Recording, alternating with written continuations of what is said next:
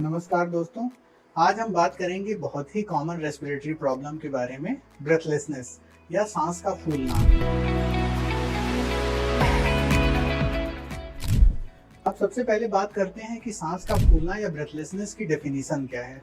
तो लिटरेचर में इसको ऐसे डिफाइन किया गया है कि uncomfortable awareness of your own breath, मतलब आप अपनी सांस को खुद से महसूस कर रहे हैं और वो आपके लिए कंफर्टेबल नहीं है। एग्जाम्पल के तौर पे, जैसे अगर हम दौड़ने जाते हैं, खेलते हैं, मेहनत का काम करते हैं, तो भी हमें सांस फूलती है हमारी, लेकिन वह हमारे लिए इतनी अनकंफर्टेबल नहीं रहती है।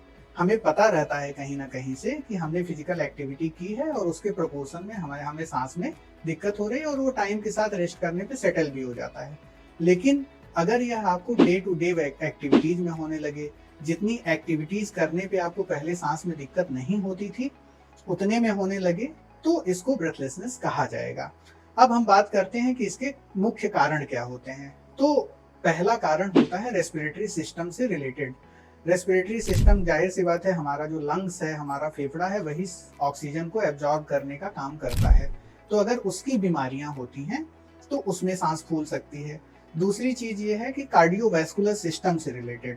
कार्डियोवैस्कुलर सिस्टम बेसिकली हमारा फेफड़ा ऑक्सीजन को एब्जॉर्ब तो करता है, लेकिन अल्टीमेटली उस ऑक्सीजन को घुलना होता है ब्लड के अंदर, आरबीसीज के अंदर, हीमोग्लोबिन से उसे जुड़ना होता है। तो अगर हमें कोई कार्डियोवैस्कुलर सिस्टम की बीमारी है, ब्लड का फ्लो लंग्स को कम हो पा रहा है, तो ऐसी केसेस में भी पेशेंट को या व्यक्ति को सांस की दिक्कत हो सकती है।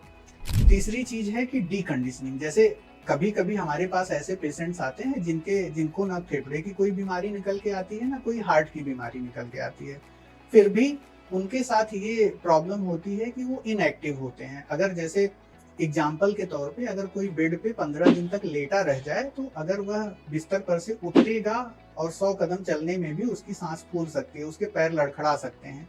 इस फेनोमेनन को डीकंडीशनिंग कहते हैं। हमारा शरीर उतना काम करने के लिए अभ्यस्त नहीं रह गया, तो इसलिए हमें फिजिकली एक्टिव होना बहुत आवश्यक होता है। और चौथा एक बहुत इंपॉर्टेंट कंपोनेंट है साइकोलॉजिकल। कई बार डेफिनेशन के हिसाब से अगर आप अनकंफर्टेबली अपनी ब्रीदिंग को लेके अवेयर हैं तो यह ब्रेथलेसनेस है। अब कोई पेशेंट, फर्ज करिए वो साइकेट्रिक प्रॉब्लम से पीड़ित है या बहुत ही ज्यादा एंग्सियस है, तो उसको सांस की समस्या महसूस हो सकती है। ऐसा हम लोग कभी कभी अपनी ओपीडी प्रैक्टिसेस में डेली बेसिस पे भी कभी कभी देखते हैं। अल्टीमेटली मिसलेनियस काजेज आते हैं जो कि इन मुख्य काजेज के अलावा होते हैं। जैसे अगर आपको किडनी का डिसऑर्डर है, आपको लिवर का डिसऑर्डर है, तो उसमें जो है शरीर में पानी का एक्सेसिव अकुमुलेशन होने की वजह से कई बार फेफड़े के चारों ओर पानी भरना, फेफड़े में सूजन आना, इस तरह की दिक्कतें होती हैं। तो इनडायरेक्टली अदर सिस्टमिक डिसऑर्डर्स जैसे कि किडनी के डिसऑर्डर, लिवर के डिसऑर्डर, ये भी ब्रेथलेसनेस का कारण हो सकते हैं। धन्यवाद।